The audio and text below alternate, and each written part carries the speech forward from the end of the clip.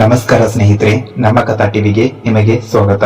ಸ್ನೇಹಿತರೆ, ಇವತ್ತಿನ ಕತೆ ಬಂದ್ಬಿಟ್ಟು ಮೃಗರಾಜನ ಭೋಜನ ಕೂಟ ಅಂತ. ಒಂದು ಕಾಡಿನಲ್ಲಿ ದೀರ್ಘಾಯುಷ್ಯವಾಗಿ ಬಾಳಿ ಬದುಕಿದ ಸಿಂಹವೊಂದು ಅದರ ಸವಿ ನೆನಪಿಗೆ ಪ್ರಾಣಿಗಳಿಗೆ ಭೋಜನ ಕೂಟವನ್ನು ಏರ್ಪಡಿಸಬೇಕೆಂದು ಬಯಸಿತ್ತು.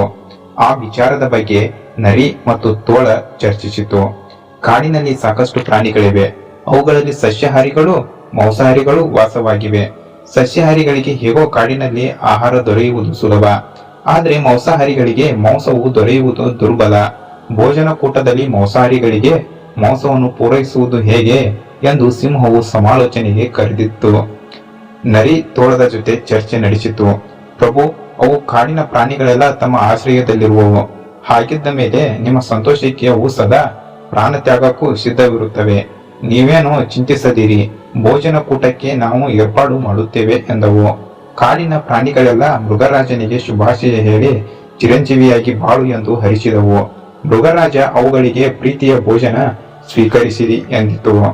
ಈ ಮೊದಲೇ ಭೋಜನ ಕೂಟದಲ್ಲಿ ನರಿ ಮತ್ತು ತೋಳ ಕಾಡಿನಲ್ಲಿ ಅಲೆದಾಡಿ ಸಸ್ಯಾಹಾರಿ ಪ್ರಾಣಿಗಳಿಗೆ ಆಹಾರವನ್ನು ತಂದು ಸಿದ್ಧಪಡಿಸಿದ್ದರಿಂದ ಸಸ್ಯಾಹಾರಿ ಪ್ರಾಣಿಗಳು ಅತ್ತ ತೆರಳಿದವು.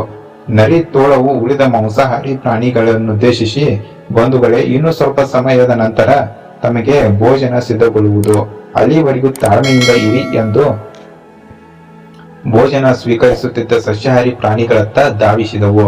ಪ್ರಿಯ ಬಂಧುಗಳೇ, ಮೃಗರಾಜ ನಮಗೆ ಏನೂ ಹೇಳುವುದಿಲ್ಲ. ಅದರ ಬಳಿ ಈಗ ಮಾಂಸಾಹಾರಿ ಪ್ರಾಣಿಗಳು ಬಂದು ಸೇರಿವೆ. ಅವು ಮಾಂಸವನ್ನು ಮಾತ್ರ ಸ್ವೀಕರಿಸುತ್ತವೆ. ಅದನ್ನು ಒದಗಿಸುವುದು ಹೇಗೆ ಎಂಬ ಚಿಂತೆಯಲ್ಲಿ ಸಿಂಹ ಒದ್ದಾಡುತ್ತಿದ್ದಾನೆ. ನಾವು ನಮ್ಮನ್ನೇ ಅರ್ಪಿಸಿಕೊಂಡು ಅವನಿಗೆ ಸಂತೋಷವನ್ನುಂಟು ಮಾಡೋಣವೆಂದಿದ್ದೇವೆ.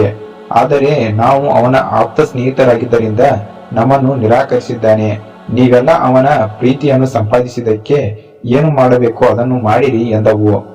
ಪ್ರೀತಿಯ ಭೋಜನ ಸ್ವೀಕರಿಸಿದ ಸಸ್ಯಾಹಾರಿ ಪ್ರಾಣಿಗಳೆಲ್ಲ ಮೃಗರಾಜನಲ್ಲಿಗೆ ಬಂದವು. ಮೃಗರಾಜ, ನಮ್ಮನ್ನು ಮಾಂಸಾಹಾರಿ ಪ್ರಾಣಿಗಳಿಗೆ ಅರ್ಪಿಸು ಎಂದವು. ಕೂಡಲೇ ಮೃಗರಾಜ ಅವುಗಳನ್ನು ಭಕ್ಷಿಸಲು ಮಾಂಸಾಹಾರಿ ಪ್ರಾಣಿಗಳಿಗೆ ಆಜ್ಞಾಪಿಸಿದ. ನಂತರ ಎಲ್ಲರಂತೆ ನರಿ, ತೋಳ, ಮೃಗರಾಜ ಸಸ್ಯಾಹಾರಿ ಪ್ರಾಣಿಗಳ ಮೇಲೆ ಭಕ್ಷಿಸತೊಡಗಿದವು. ಸ್ನೇಹಿತರೆ, ಕತೆ ಇದಾಗಿತ್ತು. ಹೇಗಿದೆ ತೋಳ ಮತ್ತು ನರಿಯ ಮೋಸದಾಟ?